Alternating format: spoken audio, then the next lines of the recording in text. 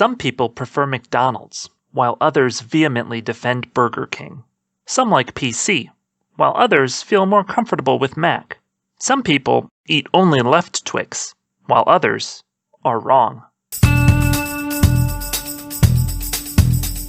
Factions are everywhere, and it's no different in Magic. In fact, almost every plane in the game has featured at least one faction set. That makes sense because Magic is a game about conflict, and there's no simpler conflict to convey than that of two or more groups that dislike each other. So what is a faction set? In essence, it is any set that features two or more groups with distinct mechanical and flavor identities whose relationships define the set. Some faction sets are more obvious than others. Ravnica, and 8 of the 9 sets that take place there, is clearly focused on the 10 guilds, each of which has a strict color identity and thematic focus. None of the guilds really get along because they all have different values, but they all try to work together because they each have a role in maintaining the city, and if the city prospers, they all do. When designing a faction set, you should start by figuring out who your factions are, what they care about, and what their relationship is with each other faction.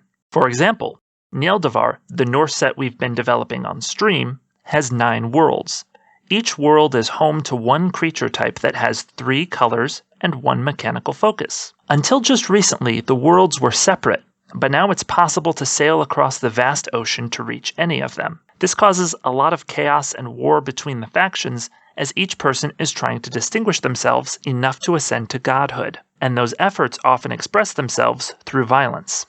Most faction sets focus on either 5 or 10 factions, because the color pie is easy to break down in chunks of 5. The Innistrad blocks, Shadowmoor, Dragons of Tarkir, and Unstable all focus on 5 sets of color pairs, divided such that each color shows up in 2 factions. Shards of Alara, Ikoria, and Khans of Tarkir all focus on 5 sets of color trios, such that each color shows up in 3 factions. Kaldheim follows this pattern as well, focusing on 10 different creature types, 1 in each color pair. With this many factions, you often want to give each one a single mechanic that only it can use. In Khans of Tarkir, Abzan had Outlast, Jeskai had Prowess, Sultai had Delve, Mardu had Raid, and Temur had Ferocious. Over the course of the block, the 3-color clans became 2-color and got new mechanics. Dramoka got Bolster, Ojutai got Rebound, Silumgar got Exploit, Kolagan got Dash, and Atarka got Formidable. When giving each faction their own mechanic, you should keep the mechanics relatively simple, and each faction should get roughly equal numbers of cards with their mechanic.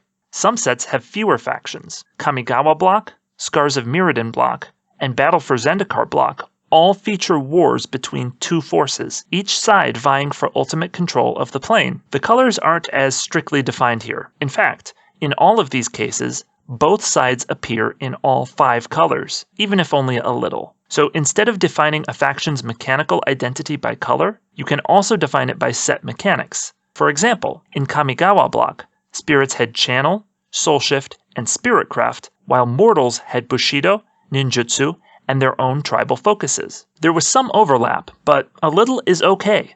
It just illustrates that some people are caught between both sides. Just keep it minimal so that your factions remain distinct. Finally, there are sets somewhere in between. Lorwyn features 8 races, while Ixalan block focuses on 4. These are done infrequently because it's very difficult to divide the color pie evenly. Also, some people dislike the asymmetry, but personally, I enjoy the change of pace. However, I would only try for an asymmetrical faction set once you have some experience designing Magic sets, as it will be much more difficult to balance all the needs of the different groups. Now, these are guidelines based on previous Magic sets, but innovation is the key to making an amazing set. So once you understand these rules, feel free to subvert them. Thank you so much for watching. If you enjoyed this video, be sure to like, subscribe, and tell us in the comments about your favorite Magic faction.